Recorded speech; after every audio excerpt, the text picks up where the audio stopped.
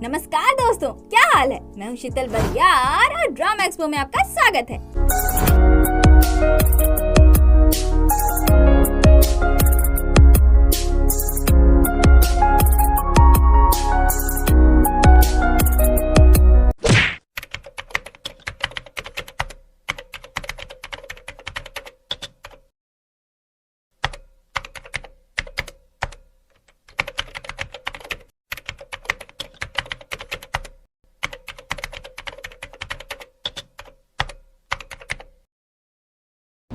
अब तक आपने देखा कि सोल्बी सोंगजे को कन्फ्रंट करती है कि उसके पास प्रोफेसर यांग का लैपटॉप क्यों था।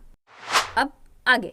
जिस पल सारे पजल्स के पीसेस अपनी अपनी जगह पर आ जाते हैं, सारा शक कम हो जाता है और संतोषजनक सच बाहर आ जाता है। वो उस कानून के फैसले की शुरुआत होती है जिसके एक हाथ में तराजू और दूसरे हाथ में तलवार है। पर क्या कानून सच में न्यायपरायण है? Well, let's find out. ये अंधा कानून है। अपना एरोगेंट बाबा, वो दोनों रिपोर्टर जिन्होंने जीहो के पापा के केस के खबर को पब्लिक में फैलाया था, उनमें से एक रिपोर्टर मिस्टर चॉय जुंग ह्यूक से मिलने पहुंचता है। दूसरी तरफ एमएलए को अपना लेक्चर स्टार्ट करते हैं, जिसे क्रिमिनल लॉ के सारे स्टूडेंट्स जबरदस्ती अटेंड करने आए हैं, एक्सेप्ट दोस टॉपर्स जिन्हें मार्क्स और अटेंडेंस का कोई डर नहीं। सारे टॉपर्स गायब नहीं हैं। अपना सीरियस गाय जीहू तो यही है। खैर, भीड़ में येसियोल का बॉयफ्रेंड यांग चोंग भी शामिल होता है। साथ ही वाइस डीन, डीन साहिबा और प्रोफेसर जुंग भी वहाँ आए होते हैं। एंड सरप्राइज सरप्राइज सरप्राइज, अपने गैंग क्रेड्स भी आए हैं with professor Kim and mister Dong. पहले तो एमएलए को hi hello thank you and bla bla भाषण दे रहे थे, पर प्रोफेसर यांग को देखते ही ताना देना शुरू कर देते हैं। मुझे यहाँ आप सबके सामने भाषण देने का मौका मिला, ये मेरे लिए ऑनर की बात है। लेकिन फिर भी यहाँ पर खड़े होकर मेरा दिल टूट रहा है, क्योंकि मेरे करीबी दोस्त सियो ब्योक जू को बेरहमी से मार दिया गया, वो भी उसी मॉक कोर्ट रूम में जिसे उसी के डोनेशन से बनवाया गया था। हांगकुक लॉ स्कूल का मर्डरर। आज के डेट में ये मोस्ट सर्च वर्ड कैसे बन सकता है? आई एम श्योर कि मेरी तरह आप लोग भी हैरान होंगे। क्योंकि ये केस अभी भी ट्रायल में है, मैं इस बारे में बात नहीं करूंगा। जूनियर प्रोसिक्यूटर्स के लिए सीओ एक रोल मॉडल था, इसीलिए मुझे अभी भी विश्वास नहीं हो रहा कि वो drunken hit and run case में इन्वॉल्व था और उस केस के चक्कर में एक सेक्स ऑफेंडर से सौदा करके उसे नशे की हालत में कुछ ना याद रखने वाला साबित कर दिया। और आयरनी तो देखो, मैंने फीएबल माइंड वाले आर्टिकल, यानी कि जो लोग नशे की हालत में कुछ ना याद रखना या दिमागी तौर पर कमजोर होने का बहाना देकर छूट जाते हैं, उनके लिए जो कानून बनाया गया है उसे रिवाइज करवाने के लिए उसके खिलाफ ली मैन हो एक्ट का प्रस्ताव दिया और उसे पास भी करवाया। तभी प्रोफेसर किम ताली बजाते हुए उस कानून को रिवाइज करवाने के लिए उनका शुक्रिया अदा करने लगती है। ये सुनकर योंग चैंग खुश होकर ताली बजाने लगता है और फिर धीरे धीरे बाकी सब भी ताली बजाने लगते हैं। बट अपने यांग क्रेड्स इज नॉट हैप्पी। भले आदमी के एक्टिंग करते हुए ये नेता ये बोलने लगता है कि इसके लिए आपको मुझे शुक्रिया करने की जरूरत नहीं, लेजिस्लेशन का एक मेंबर होने के नाते ये मेरा फर्ज है। तभी प्रोफेसर यांग बोलते हैं, ली मैन हो एक्ट का आइडिया आपका था? एमएलए बोलते हैं, बिल्कुल। प्रोफेसर यांग बोलते हैं, जहाँ तक मेरी जानकारी है, हांगकांग यूनिवर्सिटी के एक स्टूडेंट ने वो सजेस्ट किया था, आपने तो बस उस पर अमल किया है। ये सुनकर सब लोग आपस में खुशफुसाने लगते हैं और योंग चैंग की भौएं सिकुड़ जाती हैं। अब तक तो आप समझ ही चुके होंगे कि योंग चैंग जिस बड़ी हस्ती का बेटा है वो कोई और नहीं बल्कि एमएलए को ही है, तो इसका प्रोफेसर पर गुस्से भरी निगाहों से देखना नेचुरल है। खैर, प्रोफेसर यांग के सवालों का जवाब देते हुए एमएलए बोलते हैं, ऐसा कुछ नहीं हुआ था, वो मेरा ही आइडिया था। प्रोफेसर यांग बोलते हैं, तो आप उसे नहीं जानते थे? वो आपके कैंपेन में ही थी और आपके पब्लिक ऑफिशियल इलेक्शन एक्ट के वायलेशन को लेकर उसने रिपोर्ट भी किया था। ये सुनकर एमएलए की बोलती बंद हो जाती है। तभी वाइस डीन उन्हें चुप रहने को बोलने लगती है और प्रोफेसर किम उन्हें बैठा देती है और योंग चैंग गुस्से से प्रोफेसर यांग को ही घूर रहा होता है। एमएलए बोलते हैं, आपको जरूर कोई गलतफहमी हुई है। मैं समझता हूँ कि कोर्ट में खूनी के तौर पर खड़े होने की वजह से आप कितने शॉक में होंगे। इस पर प्रोफेसर यांग फिर से खड़े होने लगते हैं और प्रोफेसर किम उन्हें रोकने लगती है, पर ये कहाँ किसी की सुनने वाले। वो फिर से खड़े होकर बोलते हैं, मुझे तो कोर्ट में खड़े रहने की आदत है, पर अभी मैं इस बात से हैरान हूँ कि क्रिमिनल कोड पढ़ने वाले सारे स्टूडेंट्स को जबरदस्ती यहाँ बैठना पड़ रहा है। इस पर प्रोफेसर जुंग बोलते हैं, ये लोग जबरदस्ती नहीं बैठे हैं, मेरे कहने पर यहाँ है, क्योंकि इनका लेक्चर उतना ही वैल्यूएबल है जितना कि उनकी बात काटते हुए प्रोफेसर यांग बोलते हैं, बहुत शर्म की बात है कि आपके लेक्चर की वैल्यू बस इतनी ही है। ये मेरी क्लास हुआ करती थी, इसीलिए इसे भी वैसे ही इरिप्लेसेबल होना चाहिए था जैसे कि मेरी हुआ करती थी। इतना कहकर वो स्वैग में वहाँ से निकल लेते हैं।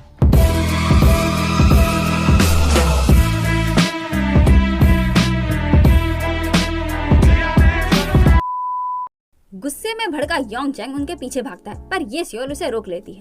इस पर वो उससे ही झगड़ने लगता है, ये बोलते हुए कि तुम्हारा एंट्रेंस क्लियर हो गया है और मेरा नहीं हो पाया तो मुझे नीचा दिखा रही हो। वो उसके पैर पर जोर से मारता है और उसे दबोच कर उसके बाल को खींचते हुए धमकाने लगता है कि तुम मुझे ऐसे ट्रीट नहीं कर सकती। तभी उसके पैर पर पट से सोले की लात पड़ती है। इससे वो नहीं सुधरता तो वो उसे एक और देती है। फिर येसियो से बोलती है, तुम इसे खुद को इस तरह से रौंदने कैसे दे सकती हो। योंगचैंग येसियो को उठाते हुए बोलता है, हमारे बीच में बोलने वाली तुम होती कौन हो?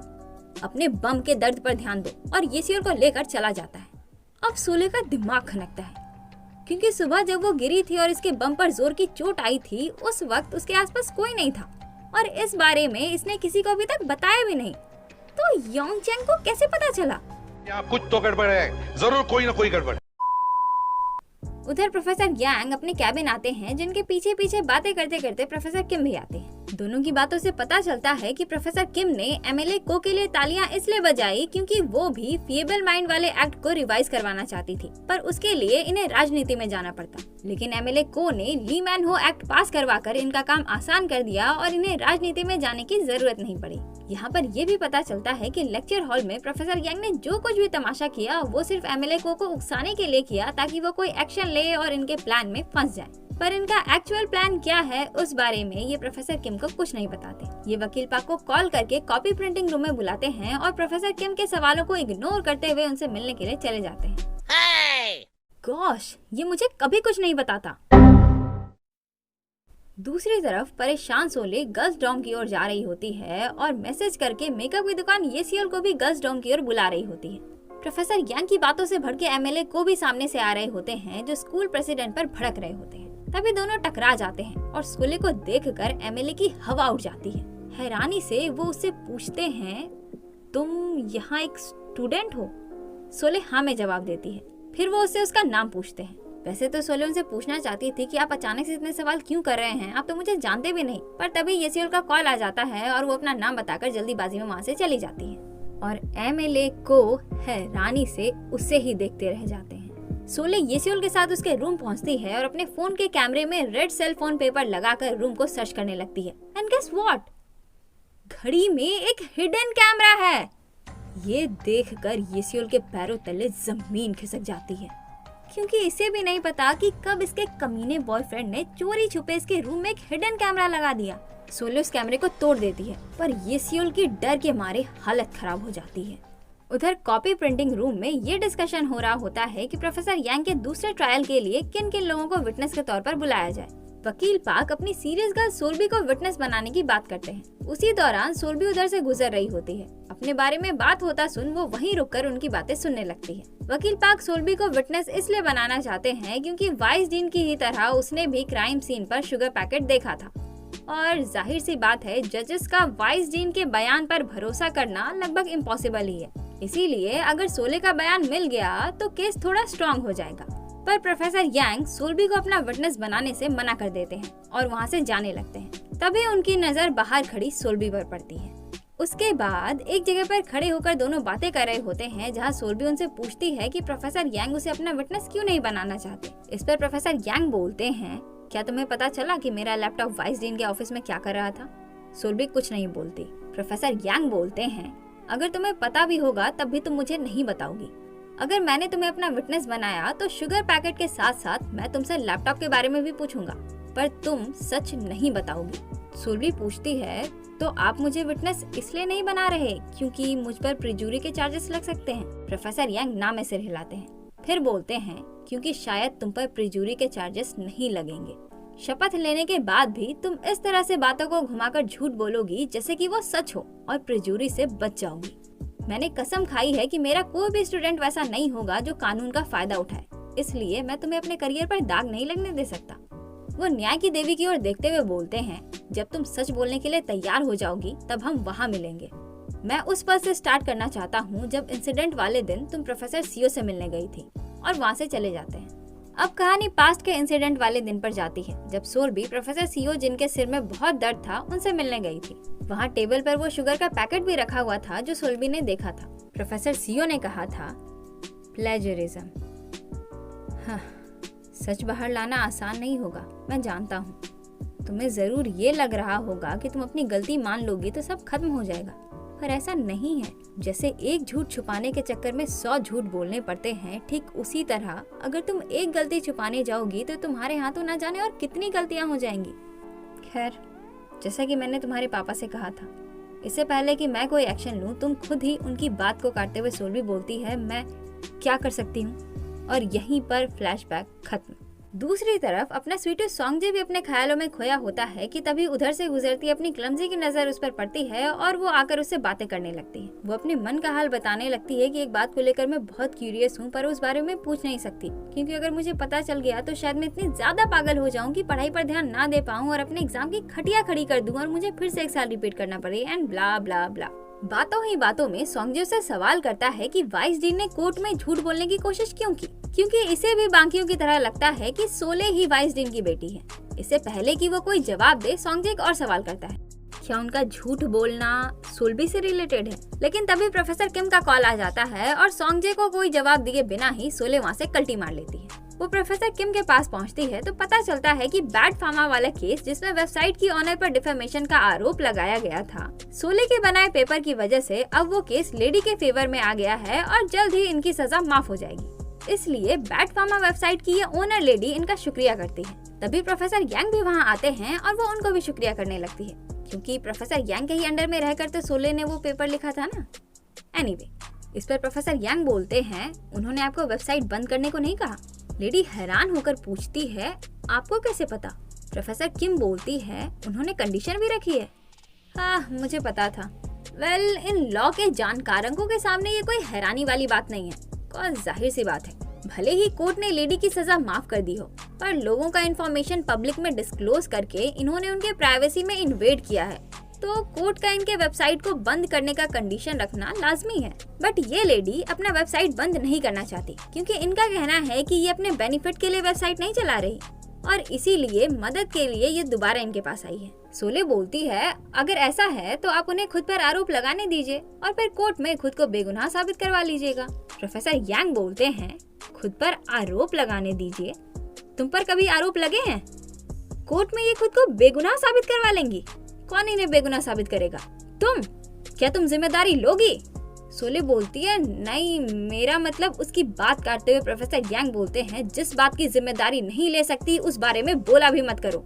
सोले बोलती है, इस इशू को कोर्ट की नजर में लाना बहुत जरूरी है, क्योंकि अनपेड चाइल्ड सपोर्ट एक मेजर प्रॉब्लम बनती जा रही है। प्रोफेसर यांग बोलते हैं, तो अब ओपिनियंस को मैनिपुलेट करने के लिए तुम कोर्ट के ट्रायल्स का सहारा लेना चाहती हो? ये तुम्हें किसने सिखाया? हाँ, वो प्रोफेसर किम की ओर देखकर बोलते हैं, क्या आपने सिखाया?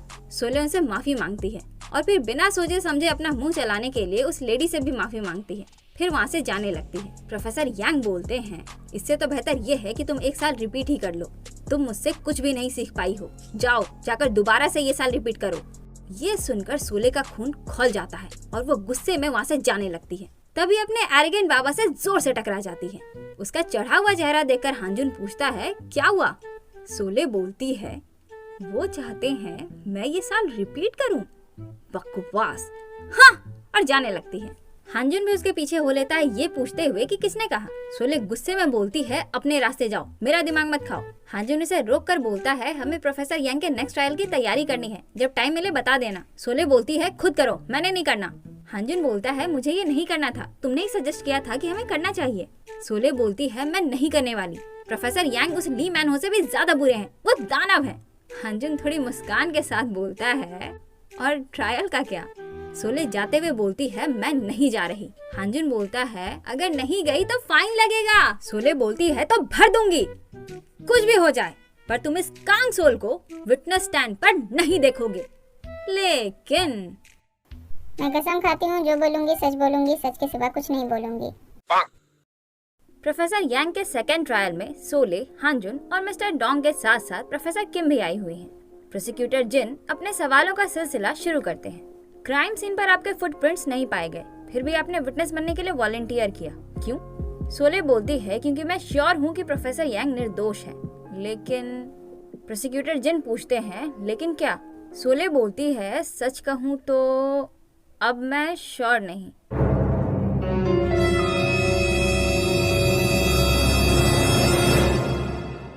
हाँ, आई रियली विश कि मैं ऐसा कह पाती, पर मैं अभी भी 100% श्योर हूँ कि प्रोफेसर यांग ने उनको नहीं मारा। मैं सच में यहाँ नहीं बैठना चाहती, पर मैं इतनी ज्यादा ही श्योर हूँ कि मेरे पास कोई दूसरी चॉइस नहीं। मिस्टर डोंग बोलते हैं आज ये इतना मुंह क्यों फुला रही है? प्रोफेसर किम बोलती है इसके पास मुंह फुलाने का पूरा रीजन है, पर फिर भी ये यहाँ आई, ये बड़ी बात है। प्रोसिक्यूटर जिन बोलते हैं मुझे ये बात समझ नहीं आ रही। उनकी मौत मिथ नामक ग्लूकोन-डी पाउडर के ओवरडोज की वजह से हुई। मिथ के रैपर, कॉफी का कप और उसके ढक्कन में डिफेंडेंट के फिंगरप्रिंट्स मिले। तो आप इतनी श्योर कैसे हैं कि ये निर्दोष हैं? सोले बोलती है भले ही उन सब में इनके फिंगरप्रिंट्स मिले, पर किसी ने भी प्रोफेसर यांग को कॉफी में मिथ मिलाते हुए तो नहीं देखा ना। इस पर यांग क्रेट्स हल्की सी मुस्कान देते हैं। प्रोफेसर जिन बोलते हैं यहाँ सवाल सिर्फ मैं करूंगा और आप सिर्फ जवाब दोगी। सोले भी लाइक अच्छा ठीक है। प्रोफेसर जिन बोलते हैं आपको हाई स्कूल के दौरान एक असल्ट की वजह से बाल सुधार केंद्र भेजा गया था, है ना? और उस वक्त आपके डिफेंडेंट मिस्टर यांग ही थे, जो उस वक्त एक प्रोसिक्यूटर थे, है ना? वेल, मैं आपको बता दूं कि पास्ट में अपनी छोटी बहन को बुली होने से रोकने के लिए जब सोले ने चीफ प्रोसिक्यूटर की बेटी पर हाथ उठाया था, उस वक्त प्रोसिक्यूटर यांग ने सोले को जेल जाने से बचाकर बाल सुधार केंद्र भिजवा दिया था। Okay, now back to episode. Prosecutor जिन की बात सुनकर सब लोग हैरान हो जाते हैं, इंक्लूडिंग अपने वकील पाक। वो प्रोफेसर यांग से पूछने लगते हैं कि ये सच है, और अपनी सोले का पारा 7वें आसमान पर। वो बोलती है योर ऑनर, मुझे समझ नहीं आ रहा कि प्रोसिक्यूटर गड़े मुर्दे क्यों खा रहे हैं, जबकि इस केस से उसका कोई लेना देना भी नहीं है। प्रोसिक्यूटर जिन बोलते हैं योर ऑनर, विटनेस दावा कर रही हैं कि डिफेंडेंट निर्दोष है, जबकि सारे सबूत उनके खिलाफ है। इसलिए मुझे विटनेस के बयान की विश्वसनीयता यानी कि क्रेडिबिलिटी की जांच करनी है। जज बोलते हैं ठीक है, आप कंटिन्यू करें। अब प्रोसिक्यूटर जिन फिर से सवाल करते हैं। उस वक्त विक्टिम ने रिक्वेस्ट किया था कि आपको कड़ी से कड़ी सजा मिले, लेकिन मिस्टर यांग ने उनकी बातों को इग्नोर करके आपको क्रिमिनल पनिशमेंट से बचाया और जेल के बजाय आपकी सजा कम करवाकर आपको बाल सुधार केंद्र भिजवा दिया। ऐसा ही हुआ था ना? सोले बोलती है क्योंकि विक्टिम उसकी बात को काटते हुए प्रोफेसर जिन बोलते हैं सिर्फ हाँ या ना में जवाब दीजिए। सोले गुस्से में बोलती है हाँ। अब प्रोसिक्यूटर जिन बोलते हैं और आज आप मिस्टर यांग की साइड इसलिए ले रही हैं क्योंकि उस वक्त उन्होंने आपकी मदद की थी, है ना? सोले बोलती है मैं उनकी साइड नहीं ले रही। प्रोसिक्यूटर जिन फिर से उसकी बात को काटते हुए बोलते हैं सिर्फ हाँ या ना में जवाब दीजिए। सोले और भी ज्यादा गुस्सा जाती है, हाँ या नहीं जरूरी नहीं है जब विटनेस बयान दे। ये सुनकर अपने एरोगेंट बाबा के चेहरे पर प्राउड वाली मुस्कान आ जाती है। कॉज पास्ट में जब मॉक ट्रायल हो रहा था तब हांजुन ने ये बात पूरे क्लास को बताई थी कि जब विटनेस बयान दे रहा हो तब सिर्फ हाँ या ना में जवाब देना जरूरी नहीं। अब प्रोसिक्यूटर जिन बोलते हैं अगर आपको उस वक्त क्रिमिनल पनिशमेंट मिलती और बाल सुधार केंद्र की जगह जेल भेजा गया होता, क्या तब भी आप मिस्टर यांग के इनोसेंस को लेकर इतना ही श्योर होती? नहीं ना। सोले अपना दांत पीसते हुए बोलती है मैं श्योर नहीं कि अगर ऐसा कुछ होता तो। प्रोसिक्यूटर जिन फिर से उसकी बात काटते हुए बोलते हैं दैट्स ऑल योर ऑनर। दूसरी तरफ कोर्ट रूम के बाहर बैठा जीहू अपने काम में व्यस्त होता है। तभी उसके कान में एक आवाज पड़ती है, तुम्हें टॉय गुड टॉय के सीईओ के बारे में याद है? ये सुनकर जीहू के कान खड़े हो जाते हैं। वेल, इस बारे में वही दोनों रिपोर्टर्स बात कर रहे हैं जिन्होंने टॉय गुड टॉय के सीईओ यानी कि जीहू के पापा की खबर हर जगह फैलाई थी। रिपोर्टर चॉय यानी कि वो रिपोर्टर जिसे अपना एरोगेंट बाबा मिलने गया था, वो ये सब बात रिपोर्टर किम यानी कि जीहू के पापा की खबर फैलाने वाले उस दूसरे रिपोर्टर को बता रहा होता है। जी हाँ, ये दोनों भी प्रोफेसर यांग के ट्रायल में आए हैं और इससे पहले वाले ट्रायल में भी आए थे। एनीवेज, रिपोर्टर चॉय अपनी बात कंटिन्यू करते हैं। तुम्हें याद है 4 साल पहले उस सीईओ ने खुदकुशी की थी? कुछ दिनों पहले सीओ ब्युकजू का नेफ्यू मुझसे उस बारे में बात करने आया था। इधर विटनेस स्टैंड पर अब अपना एरोगेंट बाबा बैठा होता है और स्माइल कर रहा होता है। प्रोसिक्यूटर जिन उसकी मुस्कान का कारण पूछते हैं तो वो बताता है मुझे याद आ गया कि कैसे मैं भी ऑलमोस्ट प्रोफेसर यांग के साथ आज वहाँ बैठा ही होता। आपने मर्डर में मुझे उनका साथी लगभग साबित कर ही दिया था। उसकी बात काटते हुए प्रोसिक्यूटर जिन पूछते हैं आपने कहा था कि क्राइम सीन पर आपने शुगर पैकेट नहीं देखा, है ना? हांजुन बोलता है हाँ, पर मैं अपने अंकल के। प्रोसिक्यूटर जिन उसकी बात काटते हुए बोलते हैं सिर्फ हाँ या ना में जवाब। इस बार हांजुन उनकी बात काट देता है, हाँ या ना में जवाब देना जरूरी नहीं।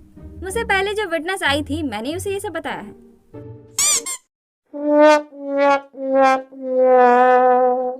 मगर फिर भी आप चाहते हैं कि मैं हाँ या ना में जवाब दूं, तो हाँ। अब प्रोसिक्यूटर जिन जज से बोलते हैं, योर ऑनर, ये विटनेस प्रोफेसर कांगजुमैन यानी कि वाइस डीन के मिस्टर सीओ से मिलने के बाद उनके पास गए थे। अगर इन्होंने वहाँ शुगर पैकेट नहीं देखा तो प्रोफेसर कांगजुमैन का बयान कि क्राइम सीन पर वो शुगर पैकेट लेकर गए थे उस बात की रिलायबिलिटी यानी कि विश्वसनीयता को कम करती है। तभी सीरियस गाय जीहू एंटर करता है। हांजुन बोलता है, मैं समझता हूँ कि आप शुगर पैकेट की मौजूदगी को किस तरह से पूरी तरह नकारने की कोशिश में लगे हैं, पर जस्ट बिकॉज मैंने नहीं देखा इसका मतलब ये नहीं है कि किसी ने भी नहीं देखा।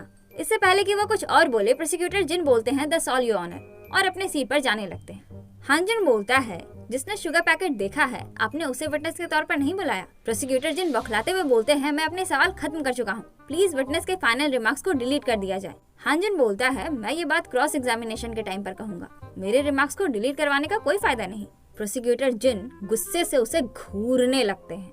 मिस्टर डोंग बोलते हैं, तुमने प्रोसिक्यूटर को अपने साथ खेलने दिया, लेकिन देखो ये कैसे प्रोसिक्यूटर के साथ खेल रहा है। ध्यान से देखो और कुछ सीखो, तुम तो प्रोसिक्यूटर से सवाल भी नहीं कर पाई थी।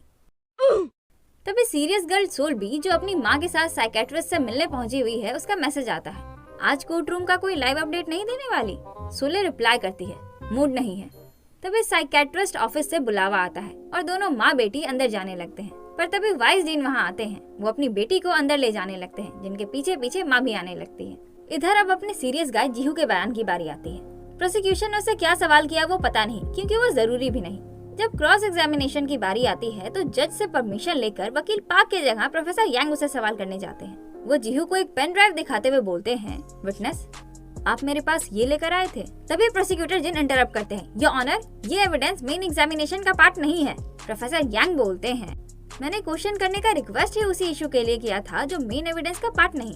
जज पूछते हैं, इससे कोई नई बात सामने आएगी। प्रोफेसर यांग बोलते हैं, इन्वेस्टिगेशन के वक्त मेरे एस्पेक्ट्स को पूरी तरह से डिस्क्लोज नहीं किए गए। इस पर जज सवाल करने की परमिशन दे देते हैं।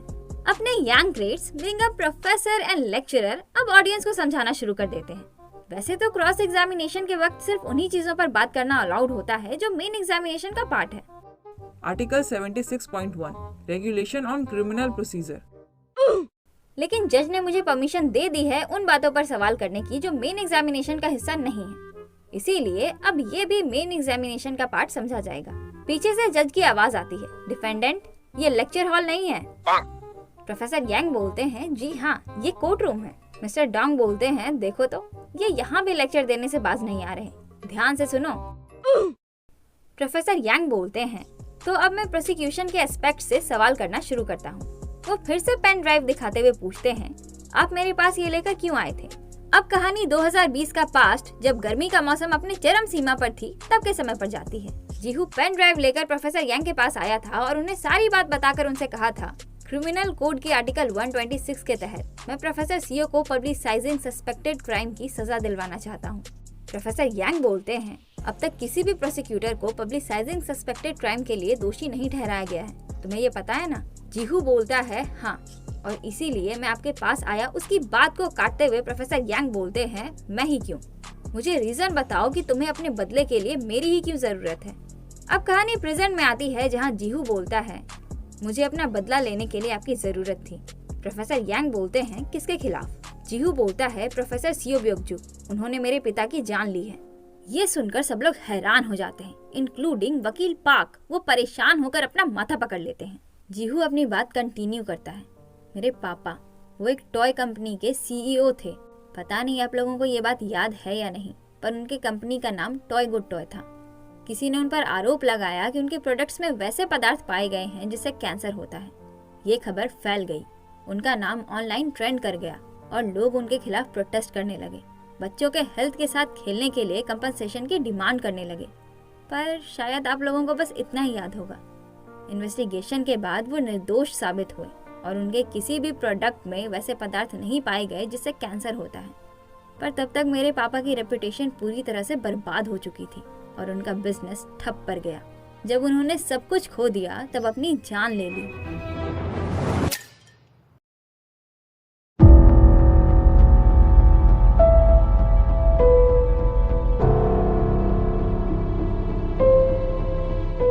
तभी प्रोसिक्यूटर जिन फिर से ऑब्जेक्ट करते हैं, पर अपने यांग क्रेडिट्स फिर से उनका मुंह बंद कर देते हैं। जीहू अपनी बात कंटिन्यू करता है। फाइनल फैसला आने से पहले ही मीडिया ने हर तरफ खबर फैला दी। ये सुनकर वो दोनों रिपोर्टर्स दबे पांव वहाँ से निकलने लगते हैं, जिसे अपना एरोगेंट बाबा देख लेता है और वो भी उनके पीछे हो लेता है। जीहू बोलता है, मेरे पिता के मौत के बाद मैंने कसम खाई कि मैं प्रोफेसर सीओ से उनका बदला लूंगा, जिन्होंने फैसला आने से पहले ही खबर लीक करके उनकी जान ले ली। प्रोफेसर यांग बोलते हैं, तो आप कहना चाहते हैं कि मिस्टर सीओ आपके दुश्मन है, जिसकी वजह से आपके पिता की मौत हुई। तभी प्रोफेसर जिन फिर से इंटरप्ट करते हैं, ये बोलते हुए कि मिस्टर यांग विटनेस को बहका रहे हैं। प्रोफेसर यांग बोलते हैं, मैं ऐसा क्यों करूंगा। प्रोसिक्यूटर जिन बोलते हैं, ये विटनेस के बदले की भावना को पॉइंट आउट कर रहे हैं, ये प्रूव करने के लिए कि विटनेस के पास मिस्टर यांग से ज्यादा स्ट्रॉन्ग मोटिव है प्रोफेसर सीओ की हत्या। जब प्रोसिक्यूटर जिन को रियलाइज होता है कि वो भी क्या बोलने जा रहे थे, वो चुप हो जाते हैं, पर प्रोफेसर यांग उनकी बात को पूरी कर देते हैं। वैसे देखा जाए तो विटनेस के पास सच में मिस्टर सीओ की हत्या करने का मेरे से ज्यादा स्ट्रॉन्ग मोटिव है। फिर वो पूछते हैं, क्या आपने किसी भी इन्वेस्टिगेटर को अपने और मिस्टर सीओ के बीच के रिलेशनशिप के बारे में बताया। जीहू बोलता है, बताने का मौका नहीं मिला क्योंकि किसी ने पूछा ही नहीं। प्रोफेसर यांग ड्रामेटिकली बोलते हैं, किसी ने नहीं पूछा। मर्डर के इन्वेस्टिगेशन का बेसिक स्टेप होता है विक्टिम के साथ दूसरों के हेटफुल रिलेशनशिप का पता लगाना, और आपसे किसी ने नहीं पूछा।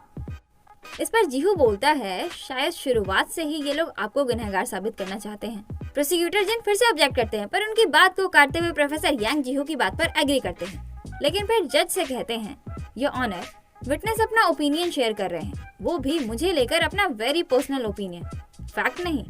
जज बोलते हैं, विटनेस सिर्फ फैक्चुअल बातें करें। अब प्रोफेसर यांग जीहू से बोलते हैं, अपना पर्सनल ओपिनियन शेयर ना करें, जैसे कि कैसे आप मेरी जगह आज यहाँ होते अगर इन्होंने आपसे सवाल किया होता। जिस तरह से मेरे मर्डर के मोटिव को लेकर इन्होंने पहले ही पूरी कहानी तैयार कर ली। अपने पर्सनल ओपिनियन को मेरे ऑफिस में आकर मेरे साथ शेयर करें, यहाँ नहीं। साले को बम से उड़ा दूंगा, एक बार हाथ में आ जाए तो। अब प्रोफेसर यांग बोलते हैं, तो अब मेरे पास ये सवाल करने के अलावा कोई दूसरा चॉइस नहीं, तो बताइए, क्या आपने सीओ ब्योंगजू की हत्या की है। और इसी के साथ सभी का फोकस जीहू पर। दूसरी तरफ दबे पांव भागे दोनों रिपोर्टर्स अपनी टंकी खाली करते हुए आपस में बातें कर रहे होते हैं, जिसमें पता चलता है कि जीहू के पापा की खबर प्रोफेसर सीओ ने लीक नहीं की थी, बल्कि प्रोफेसर जिन ने की थी, और ये बात अपना हांजुन भी सुन लेता है। इधर प्रोफेसर यांग का सवाल कि जीहू ने प्रोफेसर सीओ को मारा है, उसका जवाब देते हुए वो बोलता है, मुझे ऐसा करने की जरूरत ही नहीं पड़ी। जिस दिन मेरे पिता की मौत हुई, उस दिन मैं उनके पास गया ये बोलने के लिए कि मैं उनसे उनका बदला लूंगा बाय लॉ। अब कहानी पास में जाती है। प्रोफेसर सीओ की मौत के कुछ समय पहले उनकी हालत बहुत ही ज्यादा खराब हो रही होती है, वो बिल्कुल मदहोश ही थे।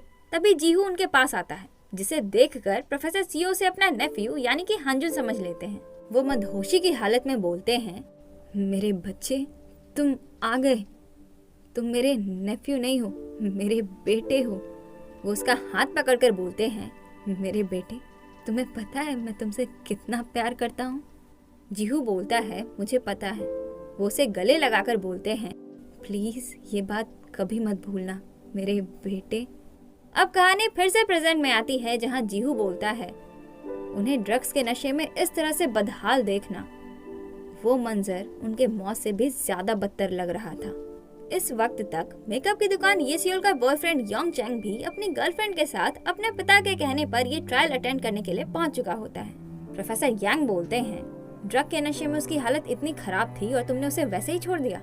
जीहू बोलता है, क्योंकि वो ड्रग्स के नशे में थे, मैं एम्बुलेंस नहीं बुला सकता था, इसलिए मैंने अपने दोस्त को कॉल किया जो एक डॉक्टर हुआ करता था, पर उसने कॉल नहीं उठाया। ही इज टॉकिंग अबाउट अपना स्वीटू सॉन्गजे।